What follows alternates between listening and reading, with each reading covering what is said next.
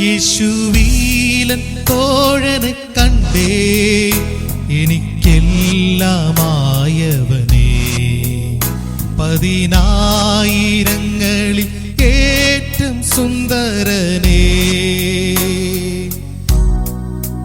ശാരോനിൻ പനിനീർ പുഷ്പം, അവനെ ഞാൻ കണ്ടെത്തിയേ. 10,000 ഏറ്റവും സുന്ദരനേ. തുമ്പം ദുഃഖങ്ങളതിൽ ആശ്വാസം നൽകുന്നു.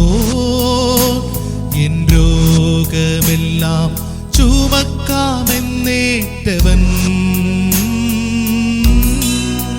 ശാരോനിൻ പനിനീർ പുഷ്പം, അവനെ ഞാൻ കണ്ടെത്തിയേ.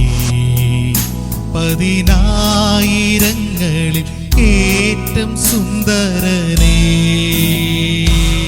ക്രിസ്തുയേശുവിന്റെ നിസ്തുല നാമത്തിൽ ശുഭസന്ദേശത്തിലേക്ക് സ്വാഗതം. വിശുദ്ധ വേദപുസ്തകത്തിൽ മത്തായി എഴുതിയ സുവിശേഷം 6-ാം അധ്യായം 12-ാം വാക്യത്തിൽ നാം ഇപ്രകാരം വായിക്കുന്നു: ഞങ്ങളുടെ കടക്കാരോട് ഞങ്ങൾ ക്ഷമിച്ചിരിക്കുന്ന പോലെ ഞങ്ങളുടെ കടങ്ങളെ ഞങ്ങളോടും ക്ഷമിക്കണം. മനുഷ്യന് തങ്ങളുടെ കടക്കാരോട് ക്ഷമിക്കുവാൻ കഴിയാത്തതിന് കാരണം മനുഷ്യന്റെ പാപ സ്വഭാവമാണ്. എന്നാൽ ദൈവം നമ്മുടെ സകല പാപങ്ങളും ക്ഷമിച്ചു തന്നത് അവന്റെ കൃപയും കരുണയും മൂലം മാത്രമാണ്. മനുഷ്യൻ നിരപരാധികളെ പോലും കുറ്റപ്പെടുത്താനുള്ള വഴികൾ കണ്ടെത്തുന്നു. കർത്താവായ യേശുക്രിസ്തു നീതിമാനും നിഷ്കളങ്കനുമായിരുന്നിട്ടും മനുഷ്യൻ അവനെ തെറ്റായി ആരോപിച്ചു. എന്നാൽ മനുഷ്യന്റെ സ്വന്തം നീതിന്യായ വ്യവസ്ഥ പ്രകാരം അവൻ നിരപരാധിയാണെന്ന് കണ്ടെത്തി. എന്നിട്ടും അവനെ ക്രൂശിച്ചു. സർവ്വമാനവരാശിയെയും പാപത്തിൽ നിന്ന് വീണ്ടെടുക്കാൻ യേശുക്രിസ്തു സർവ്വമാനവരാശിയുടെയും പാപഭാരം വഹിച്ച് ക്രൂശിൽ യാഗമായി മരിച്ചവരുടെ ഇടയിൽ നിന്നും 3-ാം ദിവസം ഉയർത്തെഴുന്നേറ്റു. ഈ യേശുവിനെ രക്ഷിതാവും കർത്താവുമായി വിശ്വാസത്താൽ അംഗീകരിക്കുമ്പോൾ ദൈവം നമ്മെ നീതീകരിക്കുന്നു. കർത്താവായ ക്രിസ്തുവിന്റെ ക്രൂശ് മരണത്തിലൂടെ നേടിയ വീണ്ടെടുപ്പിന്റെ അടിസ്ഥാനത്തിൽ ദൈവത്തിന്റെ കൃപയാൽ സൗജന്യമായി നമ്മുടെ പാപം ക്ഷമിച്ചു തന്നു. ദൈവത്തിന് പാപത്തെ അവഗണിക്കുവാൻ കഴിയില്ല.